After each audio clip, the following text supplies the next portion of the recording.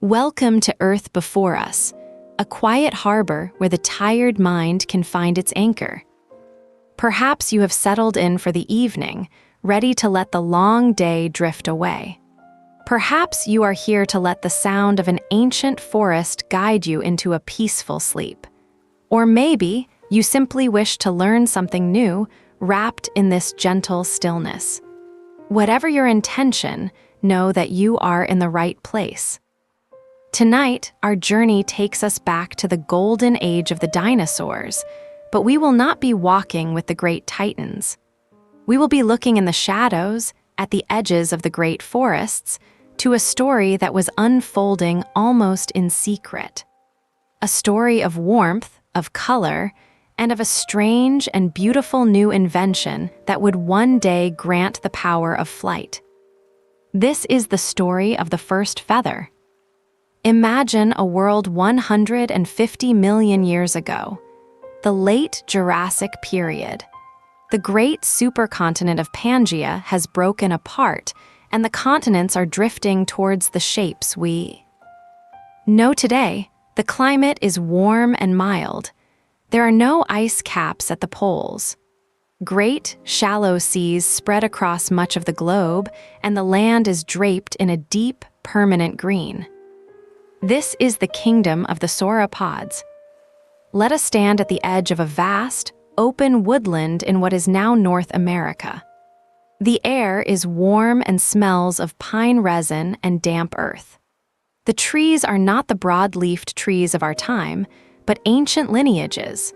Tall, majestic conifers, strange, palm-like cycads, and elegant ginkgo trees, their fan-shaped leaves fluttering in the gentle breeze. And through this woodland, the giants are moving. A herd of Brachiosaurus, their immense necks rising like cranes, browse peacefully from the tops of the tallest trees. Their footsteps are a slow, deep, rhythmic thud that you feel in the ground more than you hear. Not far away, a family of Stegosaurus moves slowly, the great plates on their backs catching the dappled sunlight. This is a world built on an epic scale, a world of immense, slow-moving, plant-eating titans, and where there are herbivores, there are also hunters. A great Allosaurus, a predator almost as large as the later T-Rex, watches the herds from the cover of the trees, its powerful body tense, waiting for a sign of weakness. For millions of years, this was the balance of the Jurassic, a world of giants locked in a slow, majestic dance of life and death. It seems as if there is no room in this world for anything small, for anything delicate. But look closer. In the shadows of these titans, in the dense undergrowth of ferns and cycads, a different kind of life is unfolding. Here, a new kind of dinosaur is flourishing. They are not giants. They are small, lightweight, and fast. These are the coelurosaurs, a branch of the theropod family tree, the same lineage as the mighty Allosaurus, but they have taken a different evolutionary path. They have embraced speed, agility, and perhaps intelligence. Picture one of them, a creature like Compsognathus. It is no bigger than a modern turkey, a blur of motion as it darts through the undergrowth. It runs on two long, slender legs, its body perfectly balanced by a long, stiff tail.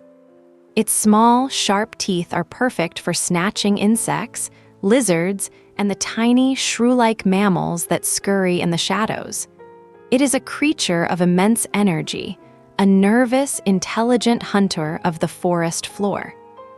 For millions of years, these small dinosaurs have been perfecting the art of being fast and agile. But as they did, something new and wonderful began to happen to their skin. The scales that covered the bodies of their larger relatives began to change. On some of these small theropods, the scales on their arms, their backs, and their tails began to elongate, to fray, to become something softer, something more complex. Imagine a single, simple reptilian scale. Now imagine its edges beginning to split, to grow into fine, hair-like filaments.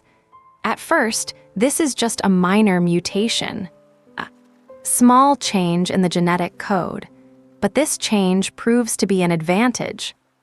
This new downy covering is a better insulator than flat scales. In the mild Jurassic climate, this might not seem important, but even in a warm world, nights can be cool.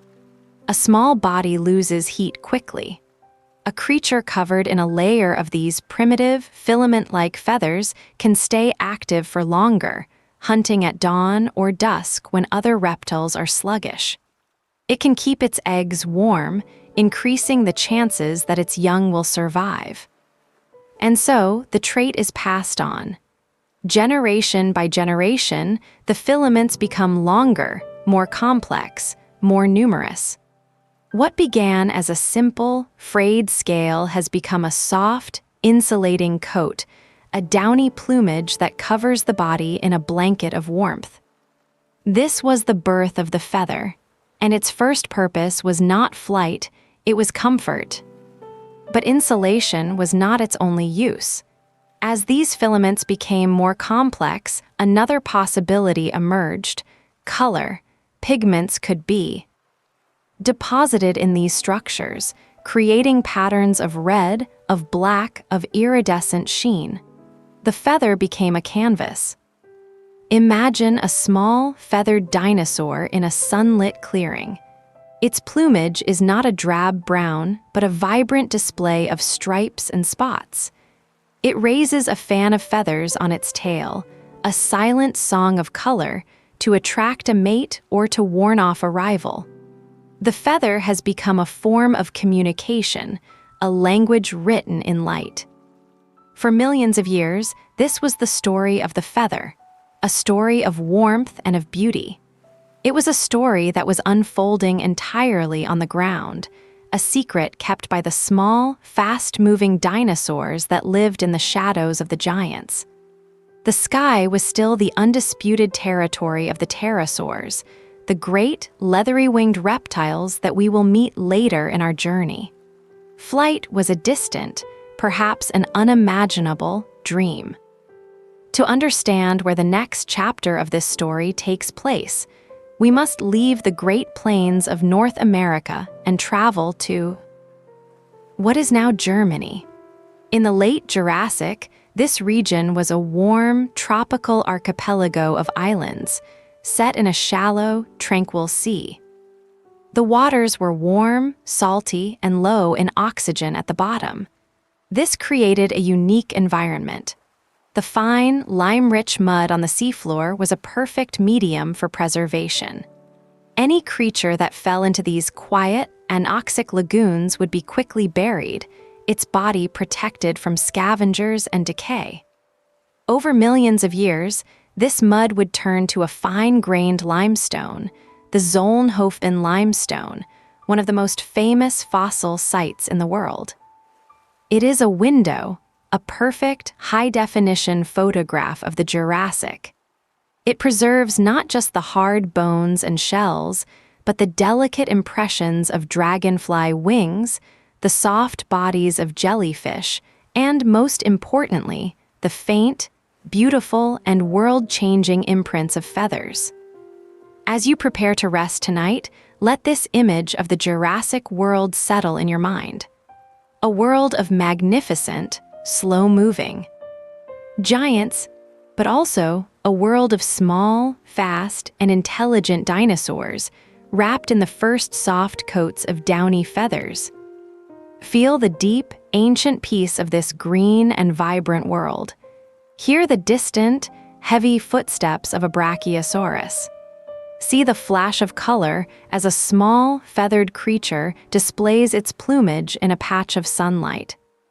A great change is coming. The feather, born for warmth and for show, is on the verge of becoming something else entirely. A new potential is about to be unlocked. On one of the small islands in the ancient Solnhofen Sea, a creature is living that is part dinosaur, part bird, a perfect mosaic of the old world and the new. It does not yet know it, but it is about to become a legend. In our next journey, we will explore the feather itself, this miracle of natural engineering, and understand how its perfect, intricate design would make the impossible dream of flight a reality. In our last journey, we walked in the shadow of giants, in the warm, green world of the late Jurassic. We met the small, swift dinosaurs that lived in the undergrowth, and we witnessed the birth of a beautiful new invention, the feather, a soft, downy covering that offered warmth and a canvas for color. For millions of years, this was its purpose. But the story of life is a story of potential, of a single invention finding a new, unexpected destiny. The feather was destined for something far grander than comfort or display. It was destined for the sky. Tonight, our journey takes us away from the grand scale of the dinosaurs and into a world of microscopic perfection. We will hold a single feather in our mind's eye.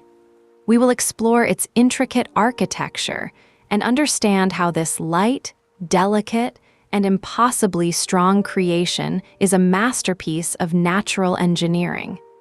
This is the story of the feather itself.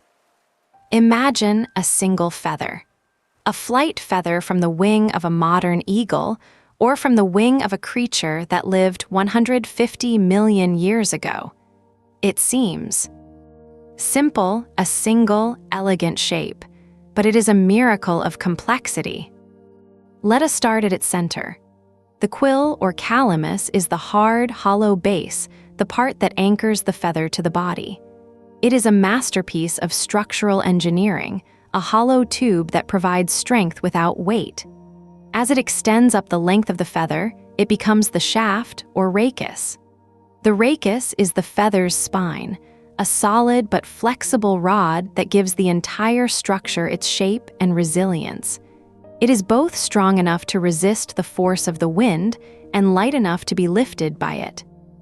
From this central shaft, hundreds of tiny branches extend outwards on either side. These are the barbs. They are arranged in a flat, parallel series, forming the vane, the broad, planar surface of the feather that catches the air.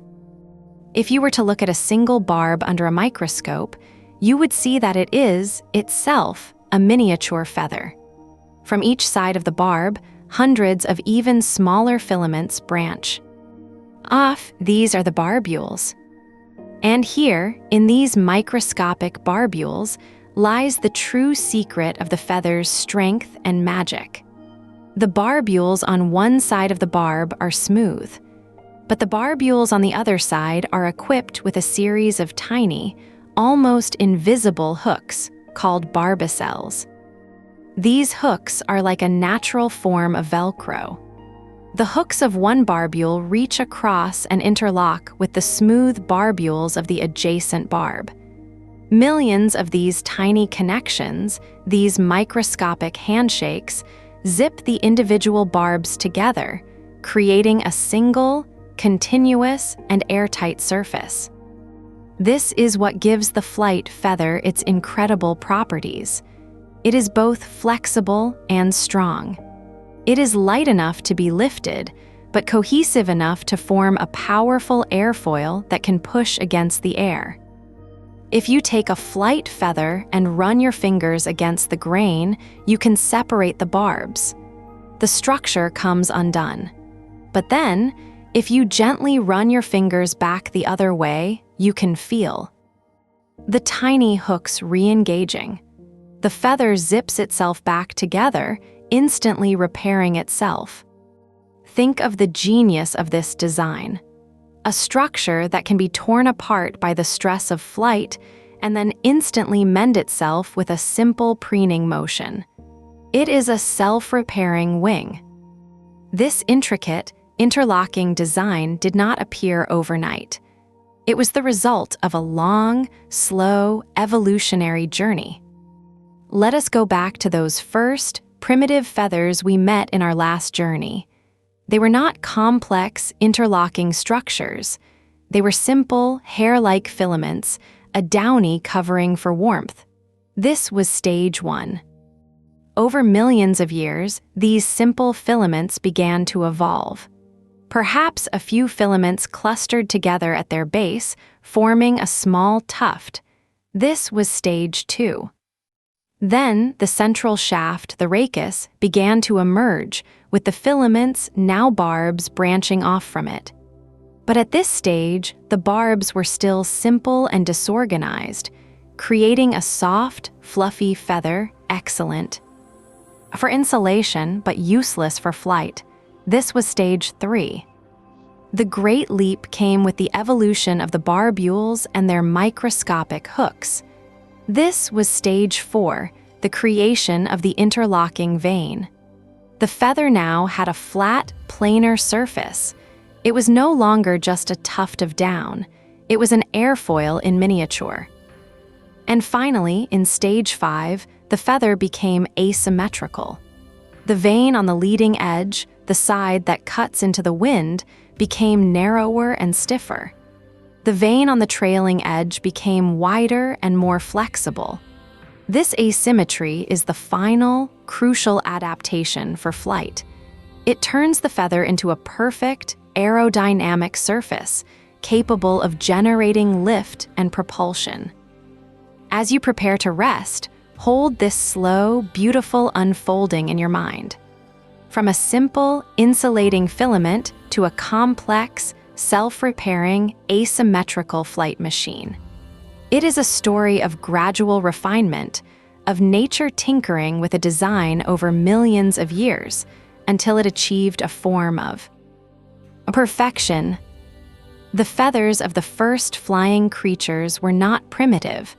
They were already masterpieces. The fossils of the creatures we will meet in our next journey show flight feathers that are virtually identical to those of modern birds. The architecture was already complete. And what of color? The feather was a canvas long before it was a wing. Microscopic sacs of pigment, called melanosomes, were deposited in the keratin as the feather grew. Different shapes of melanosomes created different colors. Round ones for black and gray, long, thin ones for iridescent, shimmering sheens like the throat of a hummingbird. Other chemical pigments created reds, yellows, and oranges. The feather allowed for an explosion of visual communication. For millions of years, the world of the dinosaurs was likely a world of muted greens and browns. The feathers introduced a new, vibrant palette. They were a shout of color in a quiet world. When scientists study fossilized feathers, they can sometimes find the imprints of these melanosomes, and by comparing their shape to those in modern birds, they can reconstruct the colors of these long-extinct creatures. The black of a wingtip, the iridescent sheen of a tail feather. We can, in a sense, repaint the lost world. Imagine the feel of a single feather, its impossible lightness, its surprising strength, its soft, smooth texture. It is a structure that is almost entirely air, held together by a framework of keratin and a million microscopic hooks. It is a piece of the sky made solid. The evolution of the feather is a perfect lesson in how nature works. It is not a story of a grand, sudden invention for a single purpose. It is a story of co-option, of a structure that evolved for one reason, insulation being repurposed for another, display, and then, finally, for a third, world-changing reason, flight. This is the deep, patient creativity of evolution. Nothing is wasted. Every innovation is a potential stepping stone to another. Let your mind rest on this single, perfect object. A feather. Trace its central spine, the rachis. See the hundreds of barbs branching from it. And imagine the millions of tiny, invisible hooks that hold it all together, a secret, microscopic lattice of strength. Feel its lightness in the palm of your mind's hand. Blow on it gently and see how it yields to the air, how it catches the slightest breeze. It is a structure that was born to interact with the air. In our next journey, we will finally meet the creature that brought all of these pieces together. We will travel to the ancient, limestone lagoons of Jurassic Germany and meet Archaeopteryx, the iconic winged claw, the creature that possessed both the teeth of a dinosaur and the magnificent, fully formed flight feathers of a bird. We will see how this perfect architecture was finally put to the test. For now, let the image of a single, beautiful feather be your focus. Let its lightness be the feeling that carries you into sleep. Let its intricate, perfect structure be a symbol of the deep, quiet order of the natural world. And let its silent promise of the sky be your guide into the boundless country of dreams. In our last journey, we held a single feather in our mind's eye. We explored its miraculous architecture, a masterpiece of natural engineering born for warmth and display, and destined, somehow, for the sky.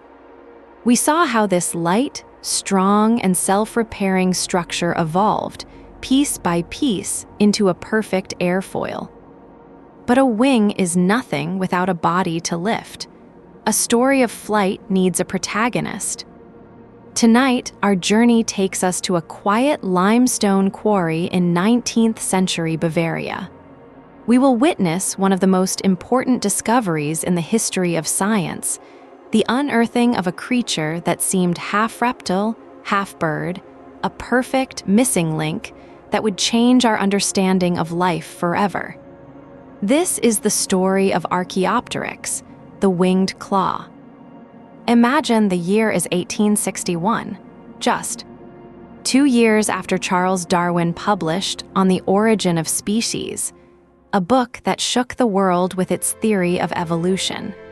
The book predicted that the fossil record, if we looked carefully enough, should contain transitional forms, creatures that showed the intermediate steps between one great group of animals and another. But the evidence was scarce.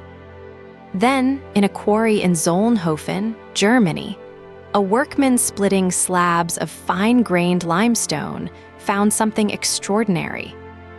Pressed into the stone in exquisite detail was the almost complete skeleton of a creature the size of a modern raven. And surrounding its bones, like a ghostly halo, were the unmistakable impressions of feathers. It was a discovery that would echo through the ages. The first specimen of Archaeopteryx lithographica, the ancient wing written in stone. Let us step back in time, not to the 19th century, but 150 million years ago, to the world where this creature lived. This is not the world of the great continental plains. This is a warm, tropical archipelago, a chain of small, low-lying islands set in a vast, shallow, and tranquil sea. The climate is subtropical, and the islands are covered in a low scrub of hardy, drought-resistant plants like cycads and conifers. The air is alive with the buzz of insects and the flutter of the true masters of the Jurassic sky, the great pterosaurs. They soar on leathery wings, casting sharp shadows on the white limestone shores. And in this world of islands, a new kind of creature is carving out a life. Picture Archaeopteryx. It is not a majestic eagle or a powerful hawk. It is a small, scrappy survivor. It is about the size of a magpie, its body a strange and beautiful mosaic of old and new. Look first at its head. It has the long snout and the sharp, conical teeth of its small, theropod dinosaur ancestors. This is not the beak of a bird. This is the jaw of a carnivore, perfect for snapping up insects, small lizards, and other tiny prey that lived on these islands. Look at its arms. They are long and powerful. And at the end of each wing, protruding from the feathers, are 3 long, sharp, curved claws. This is the hand of a dinosaur, a grasping, climbing tool. It could use these claws to grip the bark of trees, to scramble over rocks, or perhaps to hold onto struggling prey. It is the winged claw. And then, look at its feathers. They are not the simple, downy filaments of its earlier ancestors. These are modern, complex flight feathers, perfectly formed and asymmetrical, just like the ones we explored in our last journey. They are arranged on its arms to form a pair of broad, capable wings. Its long, bony tail, another inheritance from its dinosaur past, is also fringed on either side with a row of long feathers, creating a strange, flat, frond-like rudder. Its body is covered in a softer plumage for warmth, and its legs are long and slender, the legs of a runner. This creature is a living paradox. It has the skeleton of a small dinosaur, but the wings of a bird. It is a snapshot of evolution in action, a single frame in the long, slow-motion movie of one kind of animal becoming another. How did it live its life? The fossils give us clues. Its feet are not the grasping feet of a perching bird.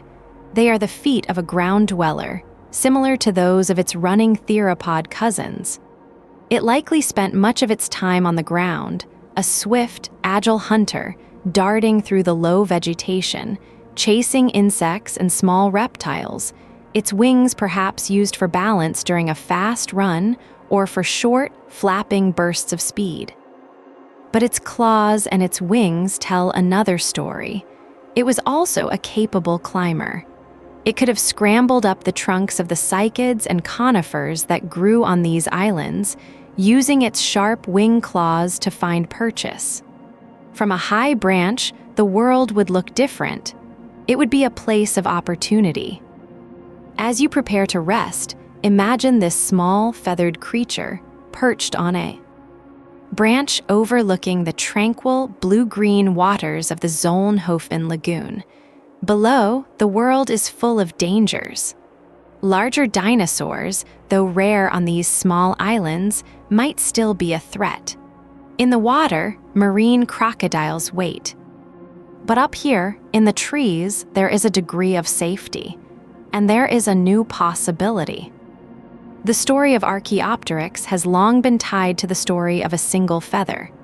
In 1860, a year before the first skeleton was found, a single, isolated, perfectly preserved fossil feather was discovered in the same limestone. For a long time, it was believed to be the first fossil evidence of this creature. A single, beautiful calling card from deep time. It is an image of profound poetry, the great story of flight beginning with a single, lost feather. Let your mind rest on the beautiful detail of the Solnhofen fossils. The limestone is so fine-grained that it preserves every tiny, delicate structure. You can see the individual barbs of the feathers. You can see the sharp points of the tiny teeth. You can see the delicate bones of the wing fingers. The creatures are pressed flat, like flowers in a book, their bodies a dark stain against the pale, cream-colored stone. They are silent, but they speak volumes. They tell us of a world of transition. The discovery of Archaeopteryx was a triumph for Darwin's then-new theory. Here was the perfect transitional fossil he had predicted. It was the link between the great age of reptiles and the coming age of birds. It was proof that life was not fixed, but fluid, that great transformations could and did happen. But Archaeopteryx was not the end of the story, nor was it the only experiment of its kind. We now know of many other small, feathered dinosaurs and primitive birds from the Jurassic and Cretaceous. A whole host of dino birds were experimenting with feathers, with wings, and with the possibilities of the air. Some had 4 wings, with long flight feathers on their hind legs as well as their arms. Some had long, ribbon-like tail feathers, likely for display. Archaeopteryx was not a lonely prodigy. It was part of a great evolutionary radiation, a burst of creativity. It just happens to be the one that was so perfectly preserved and so perfectly timed that it became an icon. Let this image of a creature of 2 worlds be your guide into a state of calm. See the beautiful, strange mosaic of its body. The sharp, reptilian claw nestled among the soft, avian feathers. The toothed, dinosaur jaw at the front of a winged body. It is a reminder that great changes in life do not happen all at once. They are a blend of the old and the new, a slow negotiation between the inheritance of the past and the pressures of the present. In our next journey, we will ask the great question: how did this creature and others like it finally take to the air? We will explore the leap of faith, the first tentative glide, the first powered flap, and imagine what it must have felt like for a creature of the land to finally, for a moment, become a creature of the sky. For now, let the image of Archaeopteryx, the winged claw, bring you a sense of peaceful wonder. Let its story of transition be a reminder that all life, including our own, is a journey. And let the perfect, silent impression of its form, written in stone 150 million years ago, be your anchor as you drift into a deep and restorative sleep. In our last journey, we met the winged claw Archaeopteryx. We traveled to the tranquil limestone lagoons of the Jurassic and saw this creature of 2 worlds, with the teeth of a dinosaur and the perfect, flight-ready feathers of a bird. We have seen its form, a beautiful mosaic of ancient and new, preserved in stone. But the fossils, for all their exquisite detail, leave us with a profound and beautiful question. A feather is a promise. A wing is a potential. How did that potential finally unfold? How did life, after hundreds of millions of years bound to the land and the sea, finally take to the air? Tonight, our journey takes us into a moment of pure imagination, guided by the quiet logic of science. We will explore the great leap of faith. We will imagine the first tentative glide, the first powered flap, and feel what it must have been like for a creature of the ground to become, for a breathtaking moment, a creature of the sky. For over a century, scientists have debated this very question. How did flight begin? The story has been told in 2 great acts, 2 competing theories, each with its own elegant logic. The first is the story of trees down. Let us return to the small, scrubby islands of the Solnhofen archipelago. The world here is not a dense forest, but a landscape of low conifers and palm-like cycads. And in these trees, a small Archaeopteryx is climbing. It is not a bird, effortlessly flitting from branch to branch. It is a dinosaur, a capable and tenacious climber. It uses its long, slender legs and its sharp foot claws to grip the rough bark, but it also uses the 3 sharp, curved claws on each of its wings. It is climbing with 4 limbs, a skilled scrambler, its movements perhaps more like a squirrel than a bird. Why climb? For safety. The ground, though less dangerous than the great continental plains, still holds threats. Larger predatory dinosaurs, though rare, could visit these islands. Climbing is an escape. The trees also offer opportunity. Insects, lizards, and other small prey hide among the branches. The high ground is a banquet. Our Archaeopteryx has reached a high branch. From here, it can see the world laid out below. The white limestone shore, the brilliant turquoise water of the lagoon, another island in the distance, and on the ground, perhaps a threat or perhaps a meal on a neighboring tree. It needs to get from here to there. It could climb down, cross the ground, and climb back up. But that is slow, and it is dangerous. It looks at the gap, and it makes a choice. It leaps. And 4. The first time, it does not simply fall. It spreads its wings. The broad, asymmetrical flight feathers, evolved over millions of years for display and insulation, now find their true purpose. They catch the air. The fall is no longer a plummet. It is a slow, controlled descent, a glide. It is not flying, not yet. It is falling with style. It cannot gain altitude. It cannot sustain itself, but it can steer. By shifting its wings, by twisting its long, feathery tail, it can guide its descent, aiming for a lower branch on the tree it wishes to reach. For a few breathtaking seconds, it is weightless. It is a creature of the air. The feeling must be extraordinary. The rush of wind through its feathers, the world gliding by beneath it, the sense of control. It lands, perhaps a little clumsily, on the target branch, its claws gripping the bark. The journey took a fraction of the time it would have taken to climb down and up again. It was safer. It was more efficient. It worked. This is the trees down theory. The idea that flight began with small, tree-climbing animals who first learned to parachute, then to glide, and then, over many generations, began to add powered, flapping strokes to their glides to extend their range and improve their control. Every successful glide was a lesson, strengthening the muscles, refining the shape of the wing, tuning the mind to this new, three-dimensional world. It is a beautiful and logical story, but there is another, the story of ground up.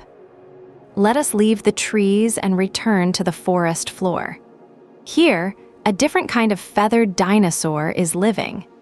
It is a small, swift runner, a creature built for speed, perhaps a juvenile of a larger species or a species that has embraced a life of agility.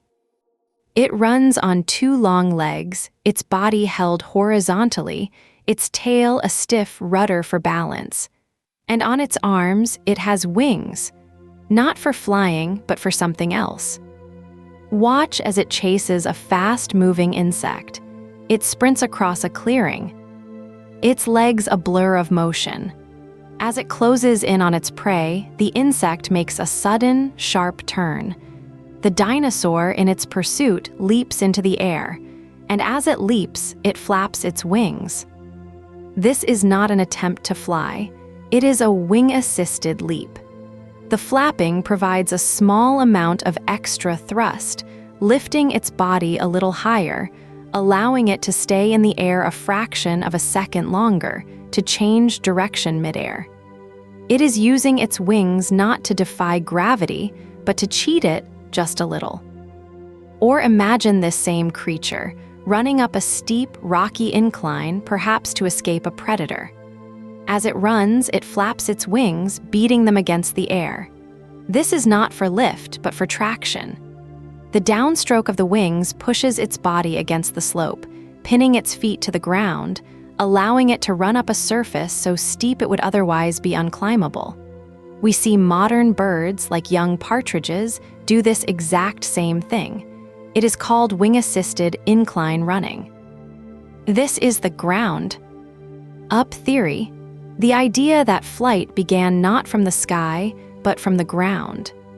That the flapping motion of the wing evolved first for other reasons, for balance during a leap, for extra traction on inclines, perhaps even as a display to intimidate rivals.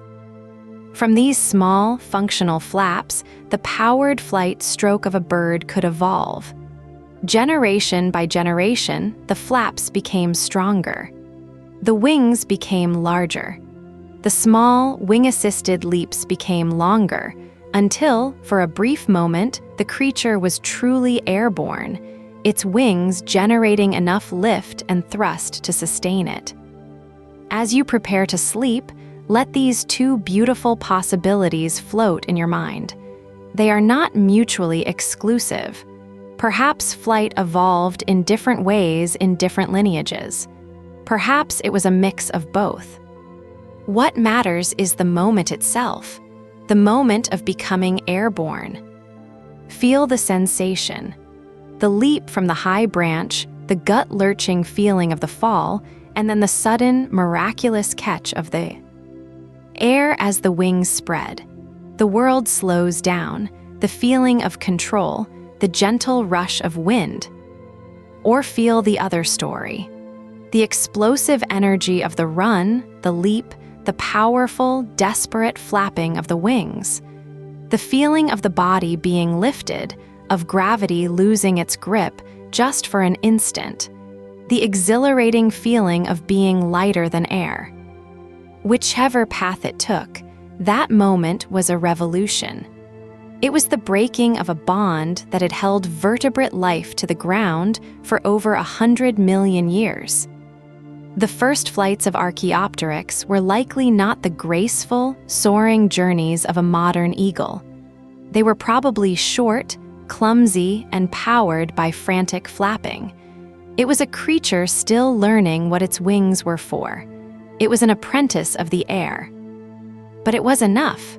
To lift off the ground, even for a few seconds, was to enter a new world. A world free from many terrestrial predators.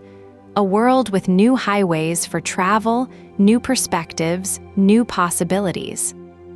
The story of the first flight is a story of faith, not in a spiritual sense, but in a physical one. It is the faith that a leap will not end in a fall. The faith that a flap will generate lift. It is a faith born of instinct, honed by generations of small, successful experiments. In our next journey, we will explore the world that Archaeopteryx was leaping into. We will lift our gaze to the skies of the Jurassic and meet the creatures who were already the undisputed masters of the air, the great and magnificent pterosaurs. For now, let the feeling of weightlessness be your guide into sleep. Imagine the gentle glide from a high branch, the soft landing, or feel the powerful, liberating leap from the ground. Let your mind become as light as a feather, and let the quiet, ancient dream of flight carry you through the night. We stood at the precipice of a great change. We imagined the first tentative leap, the first clumsy flap, as creatures like Archaeopteryx took their first, breathtaking journey into the air. We felt the wonder of that moment of weightlessness, the breaking of the ancient bond that had held vertebrates to the earth. But the sky that Archaeopteryx was ascending into was not empty. It was not a quiet, unclaimed frontier. It was already a kingdom, ruled by a dynasty of magnificent and formidable flying creatures that had mastered the air millions of years before the first feather was ever used for flight. Tonight, our journey takes us high above the Jurassic landscape to meet the true lords of the sky, the great, leathery-winged pterosaurs. This is the story of the sky of dragons that awaited the first birds.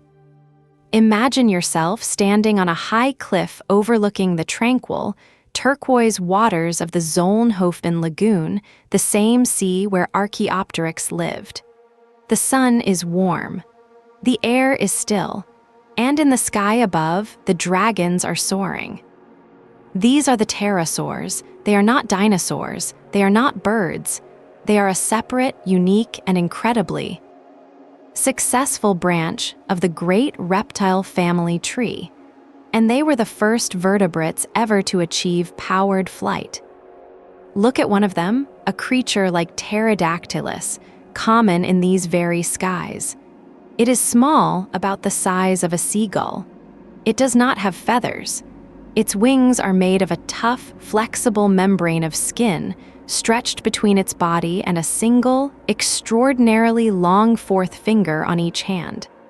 This is the wing finger, the defining feature of all pterosaurs. It soars with an effortless grace, riding the warm thermal updrafts that rise from the sun-baked islands. Its movements are fluid, precise. It tilts a wingtip to turn, adjusts the angle of its head to maintain stability. It is a master of the air, born to it. Its long, slender jaws are filled with sharp, needle-like teeth, perfect for snatching fish from the surface of the lagoon. It dives, its wings partially folded, skims the water, and rises again with a flash of silver in its beak. This was the world that Archaeopteryx was entering, a world where the skies were already owned. The pterosaurs were not a single kind of creature. They were an incredibly diverse group that had been evolving for over 50 million years before Archaeopteryx appeared. In the earlier Triassic and Jurassic periods, the skies were filled with the first great dynasty of pterosaurs, the Ramphorhynchids. These were the long-tailed dragons. Picture one, like Ramphorhynchus itself, another native of the Solnhofen skies. It has a long, stiff tail that ends in a diamond-shaped vein of skin, which it used as a rudder for stability. Its head is a spear of sharp teeth. It is a formidable aerial fisher. At night, great flocks of them might have roosted on the coastal cliffs, their leathery wings folded at their sides, their sharp eyes scanning the moonlit water. But as the Jurassic progressed, a new kind of pterosaur was beginning to rise, the pterodactyloids. These were the short-tailed pterosaurs. They were more advanced, more specialized. Their tails were reduced to short stumps, and their heads often grew into strange and wonderful shapes. They had larger brains and more sophisticated control over their flight. Pterodactylus was one of the first of this new, successful lineage. To compare the flight of a pterosaur to that of Archaeopteryx is to compare the mastery of a virtuoso to the first, clumsy notes of a beginner. Archaeopteryx, with its small wings and heavy, bony tail, was likely a frantic flapper. Its flights were probably short, labored, and close to the ground or the trees. It was a creature of the understory, of the gaps between the branches. The pterosaurs, on the other hand, were creatures of the open sky. They were expert soarers, capable of traveling for hundreds of miles over the open ocean, riding the winds with an efficiency that even modern birds would envy. Their bones were hollow and filled with air sacs, making them incredibly light for their size. Their brains had highly developed regions for balance and sight. As you prepare to rest, imagine the sky from the perspective of an Archaeopteryx. It has just made its short, fluttering flight from one tree to another. It perches on a branch, its dinosaur claws gripping the bark, its breath coming in quick pants. And as it looks up, it sees a great pterodactylus soar effortlessly overhead, a dark, graceful silhouette against the brilliant blue of the Jurassic sky. There must have been a sense of two different worlds: the small, cluttered, earthbound world of the forest, and the vast, open, free world of the air. For millions of years, these two kinds of flyers would share the sky. They likely did not compete directly at first. They lived in different niches. Archaeopteryx and its dinobird relatives were creatures of the inland forests, hunting insects and small reptiles among the trees. The pterosaurs were primarily creatures of the coast, the masters of the marine air, hunting fish over the open water.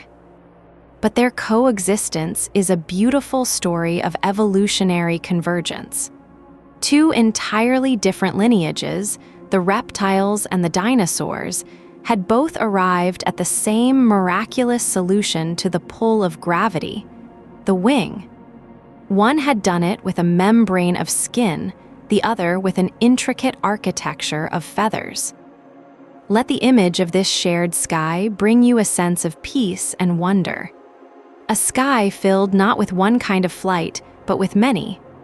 The slow, majestic soaring of a great pterosaur, the quick, acrobatic darting of a smaller one, and in the forests below, the short, fluttering, hopeful flights of the first birds. The Jurassic sky was a busy place. It was not the silent, empty expanse we might imagine. It was a three-dimensional ecosystem with its own hunters and hunted, its own territories, its own rules. And the pterosaurs were not all small. While many were the size of gulls or pigeons, others were much larger. Creatures like Pteranodon from the later Cretaceous would have wingspans of over 7 meters. And the true giant, Quetzalcoatlus, would have a wingspan of a modern jet fighter, a creature as tall as a giraffe when it stood on the ground. The sky of the dinosaurs was a sky of true dragons. So when we celebrate Archaeopteryx as the first bird, we must remember that it was entering a world where the miracle of flight was already an old story. It was not an inventor, but a reinventor. It was bringing a new kind of flight to the world, a flight of feathers, a flight of frantic, warm-blooded energy that would, in the long run, prove to be even more successful than the soaring, leathery grace of the pterosaurs. In our final journey, we will follow this new kind of flight.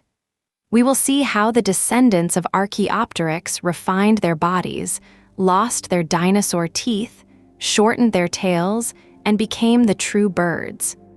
We will witness their survival through the great extinction that would wipe out the dinosaurs and the pterosaurs, and we will trace their legacy all the way to the robin in your garden and the eagle in the sky. For now, rest in the great, open sky of the Jurassic. Feel the warm, gentle updraft on your own imagined wings. Watch the graceful, silent soaring of a distant pterosaur. And hear, in the rustle of the trees below, the faint, hopeful flutter of the first feather taking flight. Let the dream of a sky shared by dragons and birds be your passage into a deep and peaceful sleep. In our last journey, we soared through the skies of the Jurassic, a world already ruled by the magnificent, leathery-winged pterosaurs. We saw how the first feathered flyers, like Archaeopteryx, were small, humble newcomers in a sky already filled with dragons. They were apprentices of the air, their short, clumsy flights a quiet promise in the shadow of giants. But the story of evolution is a long one, and the future does not always belong to the dominant. The feather, that miracle of natural engineering, held a potential. That would, in the end, outlast the reign of both the pterosaurs and the great dinosaurs themselves. Tonight, in our final journey together, we will follow the path of that promise. We will witness how the strange, dinosaur-like birds transformed, how they survived a world-ending catastrophe, and how their legacy lives on in every bird that sings the dawn. This is the story of how the feather inherited the earth. The journey from Archaeopteryx to the birds we know today was a long and gradual process of refinement. For millions of years, through the Cretaceous period that followed the Jurassic, the dino birds continued to diversify, experimenting with 1,000 variations on the theme of flight. Let us imagine one of these early Cretaceous birds, a creature like Confuciusornis. It lived about 125 million years ago. It still had the primitive claws on its wings, like its ancestor Archaeopteryx, but its face had changed. The long-toothed snout of the dinosaur was gone, replaced for the first time by a true toothless beak. The head was becoming lighter, more bird-like. Its long, bony tail was also gone, replaced by a short, fused stump of vertebrae called a pygostyle, from which a fan of tail feathers emerged. This was a crucial innovation. The long, reptilian tail was heavy and awkward, a form of drag. The new, fan-like tail was a rudder, a source of lift and an air brake, giving the bird far greater control and agility in the air. These were not the only changes. The breastbone was developing a deep keel, a great, solid anchor for the powerful flight muscles. The wishbone, the furcula, was becoming stronger, acting like a spring to store and release energy with every flap of the wings. The body was becoming a perfect, compact, and powerful engine for flight. The sky of the Cretaceous was a busy and competitive place. The pterosaurs were still there, and they had grown into giants like the colossal Quetzalcoatlus. But the birds were flourishing in the spaces the giants could not fill. They were masters of the small, cluttered world of the forests. Their short, broad wings and fantails allowed them to maneuver with incredible agility between trees, to take off quickly, and to land on a dime. They came in a dazzling array of forms. There were birds with strange, ribbon-like tail feathers. There were birds that had lost the ability to fly and had become waders and swimmers. There were even birds that had re-evolved teeth, like the great, loon-like Hesperornis, a seabird that hunted fish in the great inland seas of North America. Evolution was not moving in a straight line. It was a great, branching bush of experimentation. For 60 million years, the birds and the pterosaurs shared the sky. And below them, the great dinosaurs continued their reign on the land. It seemed as if this vibrant, complex world would last forever. And then it did not. 66 million years ago, the great rock from the heavens fell, and the world was plunged into fire and darkness. The great extinction event that wiped out the dinosaurs also wiped out the mighty pterosaurs. Not a single one of the leathery-winged dragons survived. Their long and magnificent reign was over in an instant. But in the ashes of this global catastrophe, something with feathers survived.